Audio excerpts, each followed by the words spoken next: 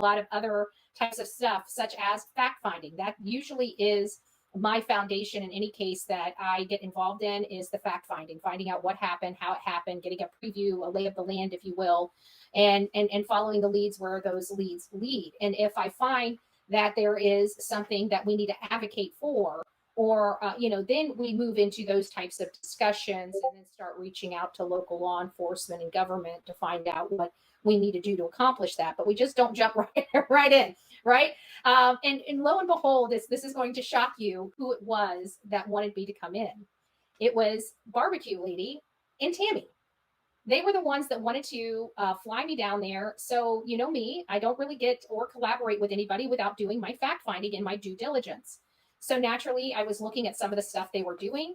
At this time, it really wasn't anything, bad. They were, for everything I could see, when I was looking at it, they were just trying to advocate for Sebastian Wayne Drake Rogers. But I started hearing them night after night, saying stuff. They were being negative, and I could tell very quickly they weren't going to be people that I would associate with. They're one of those people that I could tell immediately that you need to watch yourself around. And I don't like being in any position where somebody that I need to watch myself around has to fly me out. So, long story short, now you guys see the fracture where it has become today. Okay. But along this path that I was going down on TikTok, and in this case, just breaking wide open and me being almost desperate, if you will, to get to Hendersonville. That's when I started realizing that wasn't going to be a fact for me. Okay. I was going to have to do this from the sidelines with everything that I was going through with the vehicle. And so that led me to this group of gals. I believe it was, I can't remember all the people that were there, but it was Chasing Crimes, Ocean, a few other people on TikTok. And I had an opportunity to not only meet them, but kind of chat with them, talk to them. They seemed like they were here for the right reasons. They were being drugged, and pulled and tugged in every which way but loose, related to,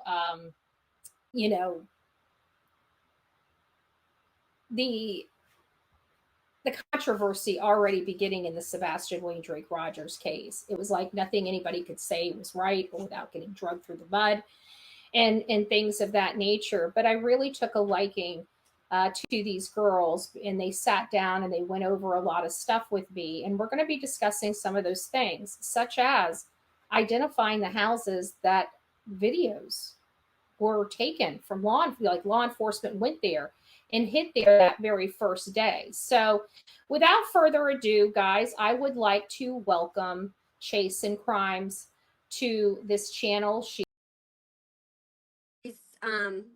Until I have enough information, which was at that point I did have an idea and a little bit of outlook and insight on the situations and the information that's been provided.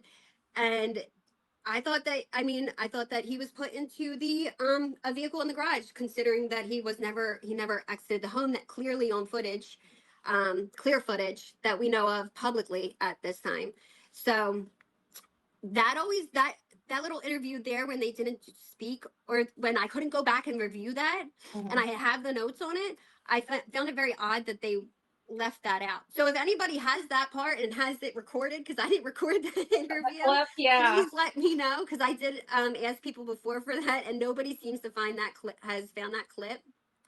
Yeah, that's why I always put the stuff in YouTube. And I still need to go back, because we forget that the news groups, they modify these things behind the scenes. Sometimes that's why URLs that you had on like a sheet no longer work. They give you that page not here, whatever, 404 code.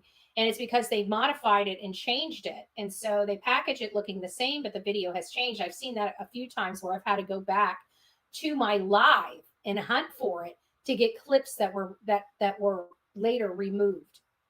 So right. What are your current theories right now?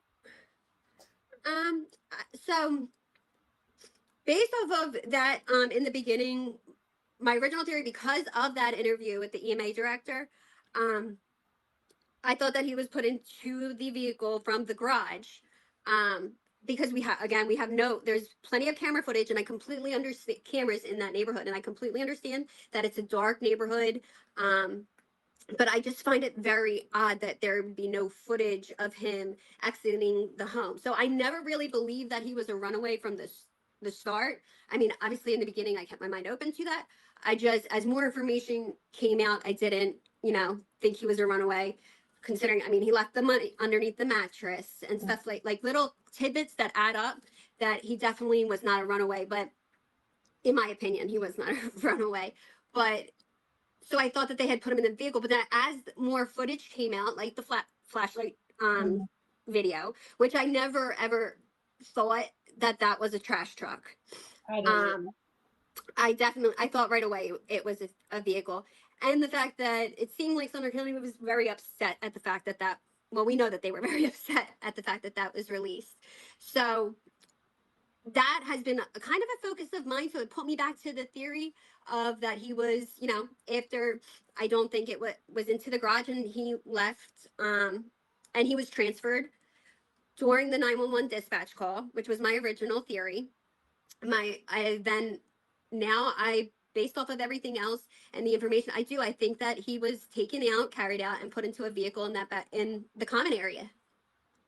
A Now, vehicle, someone's vehicle.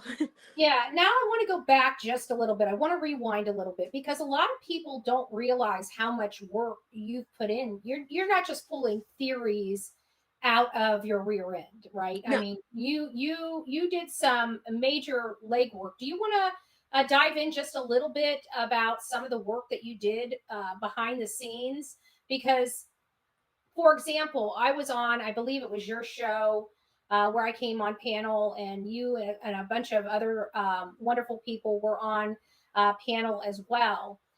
And you guys actually took the time to identify, like you overlaid maps, you identified which houses the camera footage was collected for from law enforcement. I mean, that's a tedious, time consuming project. Can you talk about some of the work that your team and the people that you collaborated with and other creators that you may have worked with, the work that you guys did?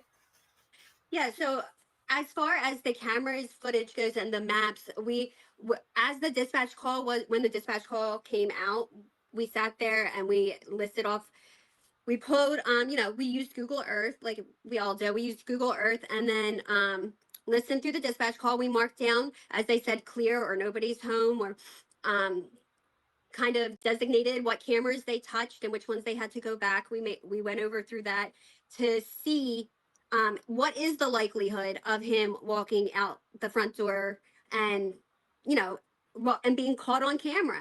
And then so we went through each possible option that he could have done, and try to theorize whether he could have done that and been caught on camera or not caught on camera.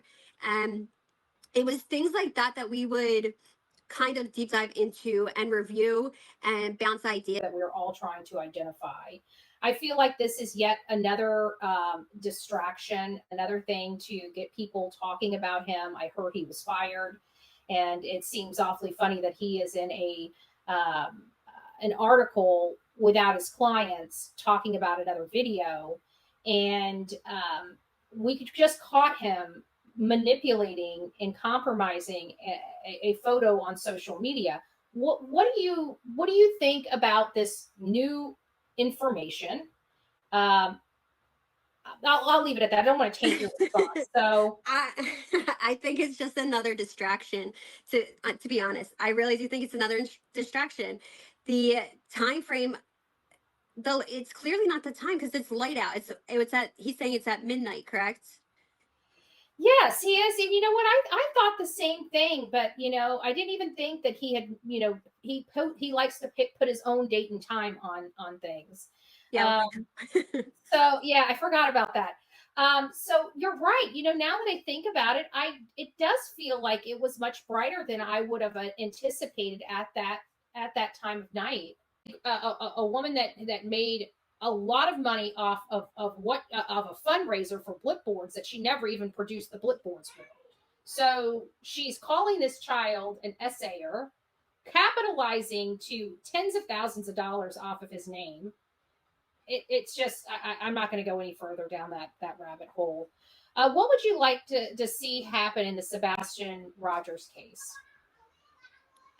I think I mean, I want to find I want justice for Sebastian. That's first and foremost. But I also want answers. I want answers for Seth and I want answers for the people that for the thousands of people that have been touched by this case. Your channel or the Sebastian Rogers case before I start closing out.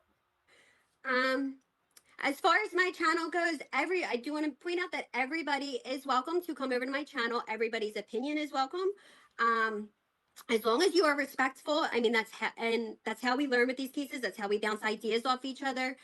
So I'm very open to, as long as you are respectful, everybody is welcome to come. Any hate, nothing of that sort will be tolerated.